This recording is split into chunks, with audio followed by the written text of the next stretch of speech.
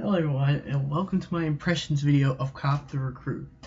Now, if you've played a 3D GTA game or a driver game on PlayStation 1 or PS2 respectively, then you'll be very familiar with how the gameplay of this game works. Now, what makes this impressive for this game in particular is that it's on a DS. It's a full 3D GTA clone running quite well on a Nintendo DS with fairly impressive graphics to boot. Now, this game has third-person shooting and driving missions. Now, the shooting missions, though the controls are somewhat awkward, work fairly well, and I rarely died all that much on those. And some of them are stealth based. Those ones are a little more difficult, but not much. But the main problem I have with this game, the driving, handling, and the driving physics are horrid. Just horrid. Just let me explain. This can only really be explained in words. I mean, if you see gameplay of it, it doesn't really translate how bad it is. You actually have to play it for yourself, because you'll be turning too hard almost 90% of the time. You'll be crashing into cars constantly, and since for some reason your car is so weak, you'll be losing a lot of missions because your car blew up.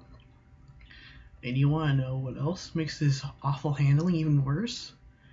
Too much traffic on the road, too many tight turns required for certain missions, lots of obstacles you can't drive through because they're solid for some reason,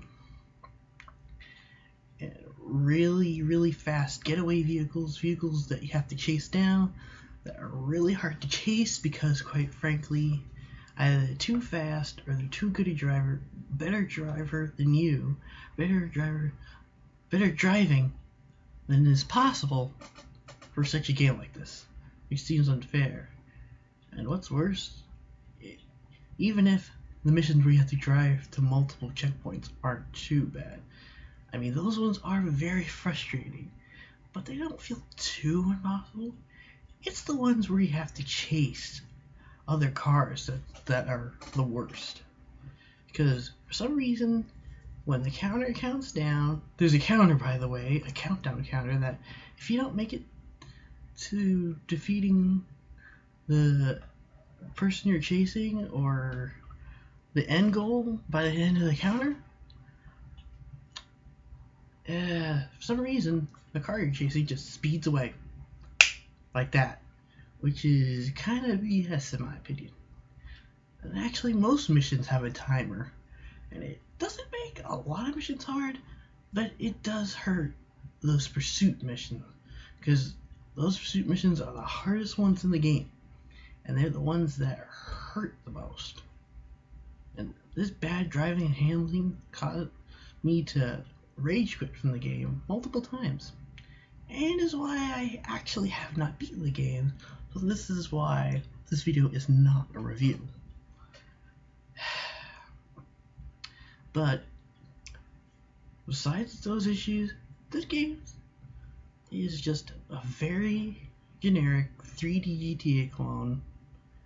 And I mean, it's not the most generic game you'll ever play, but it comes darn close due to a lack of voice acting, which I would assume is due to the DS limitations, though GTA Chinatown Wars got past this by having stylistic art in its cutscenes that made them very intriguing to look at, instead of just using in-engine cutscenes, which don't look too good in DS games. They don't look much better here.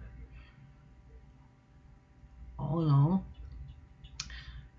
when I think of this game, I think of not much, because, quite frankly, even though this is not a bad game, it has problems that prevent me from enjoying the game as a whole, that prevent me from progressing comfortably through the game. Difficulty spikes presented by really bad driving physics and handling and controls, where the rest of the gameplay types of the game aren't too bad. They're not the best, but they don't make the game completely impossible to progress in. But it's just that driving. Like, driving is just so uncomfortable and controlled so poorly that it just ruins the rest of the game for me. And also, another problem with driving is when you're driving from one point to another, your progress is halted by slow cars. Even if you're driving with the traffic, the cars are too slow and you can't drive that slow. And getting stuck on things, crashing into things, having to reverse a lot, having the reverse button being in a weird place. Yeah, it's not the Y button. The Y button's just a brake. It's the one to the right of the Y button that's the reverse. And that just hurts the whole experience for me. Like, that combined with the really bad driving physics make me feel that this game is only worth it if you're really into GTA and GTA clone, and you're looking for a fairly obscure yet fairly decent one, then go for it, because you can usually get this game for about $5. And if you can beat those pursuit missions, unlike me, then I'll take my hat off to you. But honestly, those pursuit missions just make me rage too much, and driving missions in general just make the game not all that fun for me, because I don't like not being in good control. Even here, you see the player crashing into stuff almost constantly because of how narrow the streets are and how much traffic there is and how many obstacles there are in your way when you're driving. It's just ridiculous. I mean, if the driving wasn't this bad and the rest of the game was the same as it was, I'd actually say it was as good, almost as good as Grand Theft Auto Chinatown Wars, but because of those driving things alone, it's nowhere near as good as Grand Theft Auto Chinatown Wars, which is the superior GTA experience on any Nintendo handheld, period. Just trust me. But in my opinion, this game is still decent. But anyway, that was my impressions on Cop the Recruit. Thank you for watching, and I'll see you all in the next video.